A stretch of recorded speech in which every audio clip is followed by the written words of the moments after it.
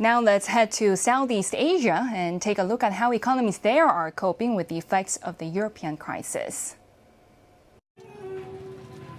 Getting to grips with inflation was supposed to be Southeast Asian governments' top priority this year. But now their focus has shifted to coping with the effects of Europe's financial turmoil. In October, Bank Indonesia cut its key interest rate from 6.75% to 6.5%. It was the first rate cut in more than 2 years. The bank trimmed the rate by another half percentage point last month. The Bank of Thailand also reduced its key rate from 3.5% to 3.25% in November. It was the first rate cut in more than 2 years. Countries in the region are preparing for an economic slowdown as shrinking European demand dents their exports. Almost 11% of the exports of the Association of Southeast Asian Nations' 10 member countries go to the EU, making it ASEAN's number 3 export destination.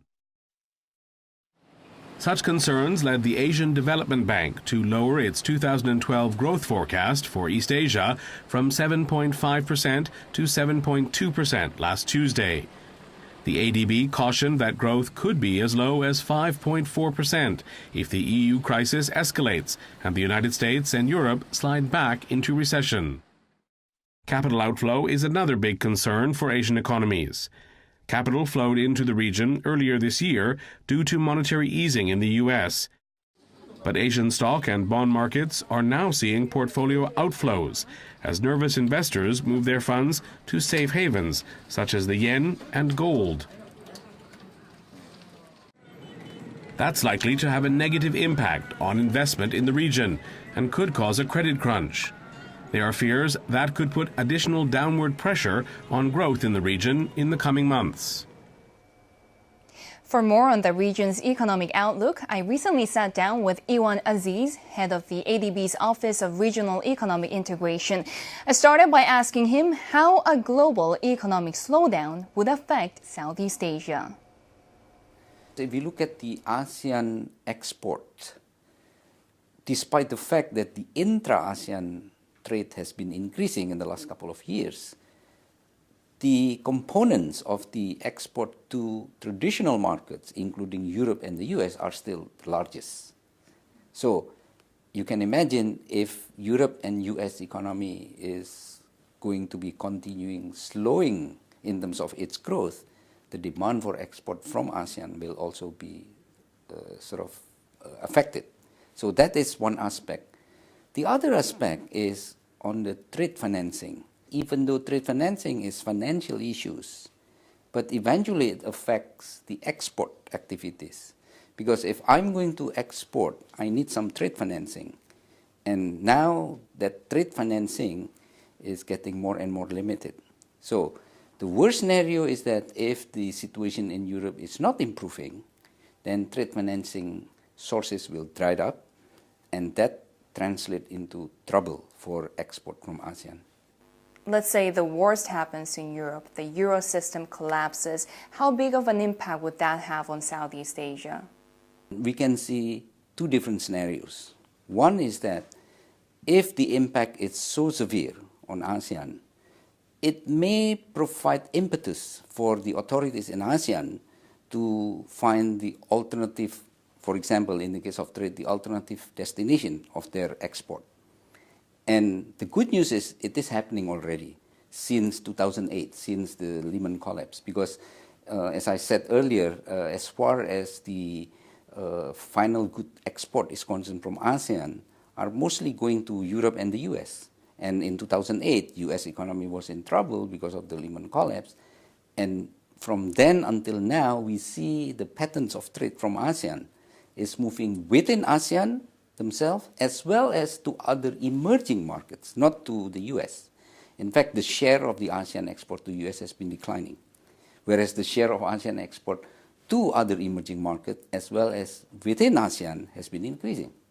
Now, what I'm saying here is that if that worst scenario, like what you sort of mentioned, happen, I think there will be a strong impetus for the ASEAN to even intensify the change in the trade direction.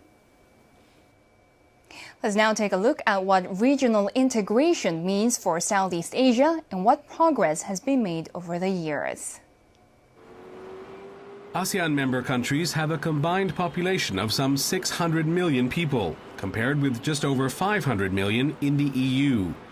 Thanks to increased trade with China, as well as among ASEAN members, the combined GDP of the association's 10 nations tripled between 2000 and 2010 to $1.8 trillion.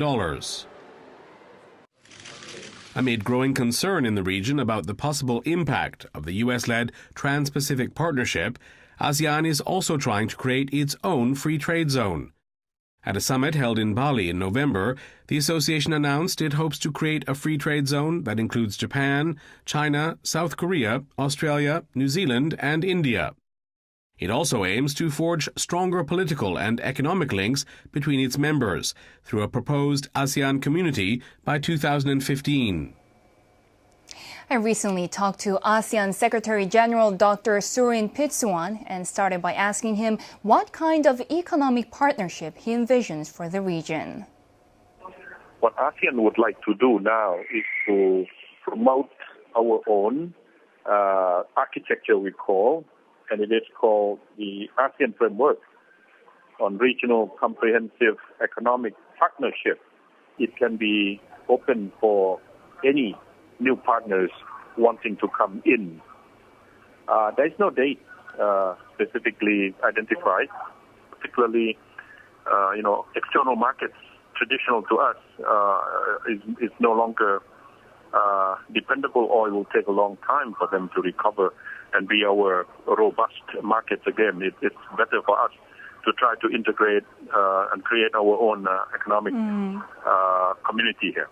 How does an ASEAN-centered economic regional framework relate to the U.S.-led Trans-Pacific Partnership? We don't think it's a competition. We think, if anything, it's going to be complementary and drawing upon synergies of each and driving forward toward a wider economic integration in the future. But there's been concern that because ASEAN members are currently in talks to form the TPP, that could erode ASEAN's centrality when it comes to forming an economic regional framework. ASEAN has been rather effective in trying to accommodate everyone and trying to synergize among them and between them and move the process forward. So I don't personally have any fear that we might be losing our centrality or our leadership. ASEAN has set the target of becoming an ASEAN economic community by 2015. How is that process coming along, and what lessons has ASEAN learned from Europe's experience? We are different in so many ways as opposed to Europe. So we have to be extremely careful. Europe now, they are talking about the fact that you can't have a monetary union unless you also have a full budgetary union, which is a big challenge. I don't think ASEAN is moving in that direction soon. Dr. Surin, thank you very much for your insights.